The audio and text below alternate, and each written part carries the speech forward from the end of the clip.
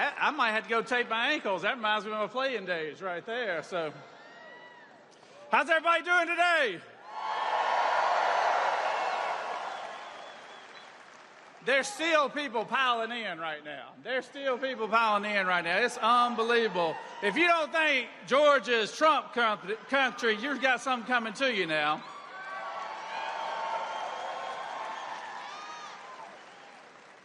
Now, please, nobody in this room confuse me. I'm Burt Jones. I'm Lieutenant Governor of this great state of Georgia. Please, I don't want anybody confuse me with the past Lieutenant Governor who was here helping Kamala Harris.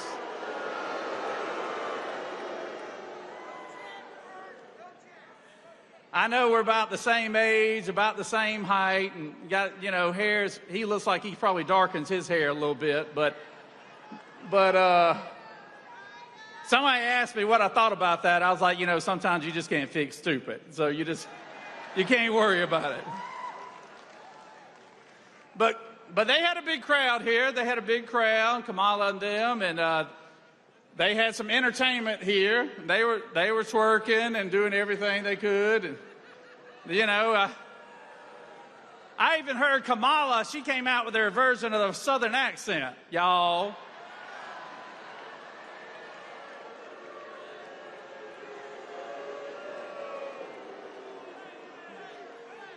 Come on, y'all. Let's get this party started, y'all. But the thing was, what the media didn't tell you is after that entertainment was over with, people started filing out of that place.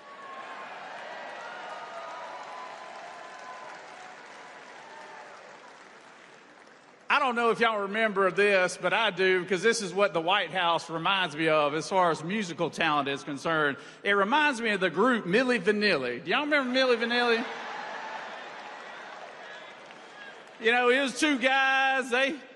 They were, claimed to be R&B German artists, even though they had British accents, and they were born in Madrid or something like that. But sound a little bit like Kamala. But what was funny is they fooled the country for about 4 years with their entertainment. They couldn't sing, they couldn't write, they had zero talent. But it took 4 years for everybody to figure out who they really were. Milli Vanilli is what we have in the White House right now.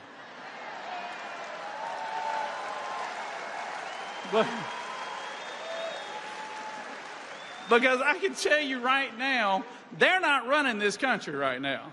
Those two are not running this country. The only difference between the two really is when we found out about Milli Vanilli, the media jumped all over them.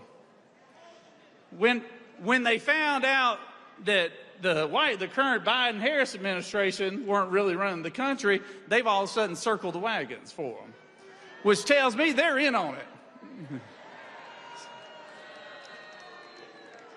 And I will tell you this right now, I was on my way up here, and my wife asked me, my wife Jan asked me, she goes, now you're not just going to sit up there and bash the current administration the whole time. I said, well, maybe just a little bit, maybe just a little bit. She said, you need to tell them about why you have always been for Donald J. Trump since 2016. I said,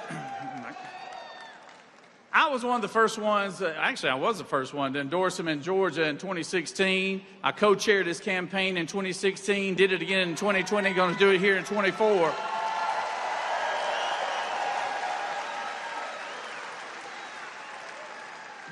But the whole reason why I did it was I said, this country needs a businessman. This country needs something different than the same old politicians that we have. And for the first time in our lifetimes, we have an opportunity to see two administrations who've actually done the job. And we get to interview them for what they've done. The businessman Donald Trump, when he was in office, we were energy independent. Gasoline was $1.80 a gallon.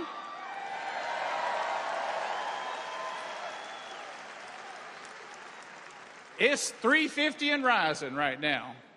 When our businessman Donald Trump was in the White House, groceries were 40% less than what they are right now.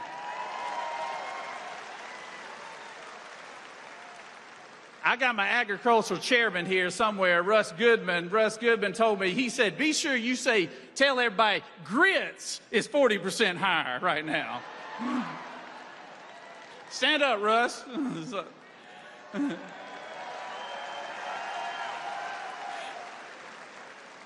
Our border was secure. Right now, we've got 15 million, we think 15 million. It could be more than that, 15 million illegals here. But guess what your reward is? Guess what? You get to pay for their medical costs, their schooling. They get a little allowance. Yeah. Right. Congratulations, right? Yeah. It was secure when we had the businessman Donald Trump in the room. We also were respected around the world, too.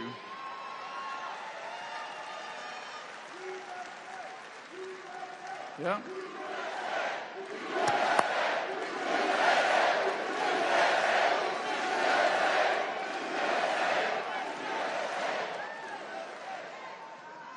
Absolutely, absolutely. We didn't start any new wars, but guess what? Everyone around the world knew that if they crossed us or our allies, there was going to be hell to pay, right?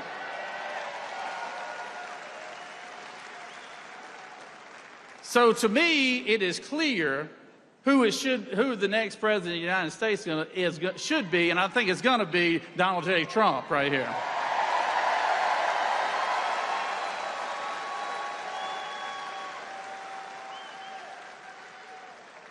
I will tell you this, and 3 weeks ago, I'm pretty mild-mannered person. I'm pretty calm. I don't get excited about a whole lot of things. But I tell you, 3 weeks ago when they attempted to assassinate our president, there were a lot of emotions that was running through me. And I'm sure like everybody else in this room. But when he stood up and wiped himself off, and as they were trying to rush him off, he said, no, wait a minute. And he looked at the ground right here, and he said, you fight, you fight, you fight, right?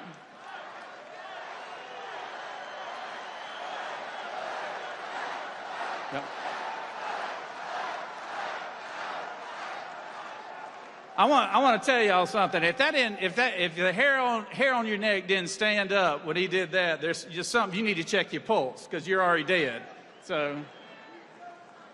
But that's the exact kind of person you want running your company. You want heading up your team. That's the exact kind of person you want to have as your leader of the free world.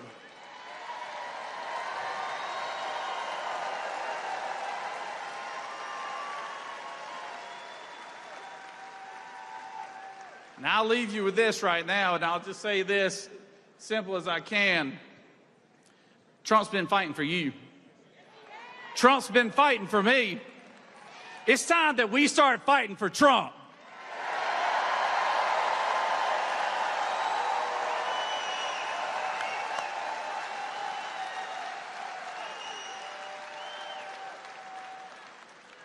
We're going to win in November. We're going to win here in Georgia. We're going to make this state red again.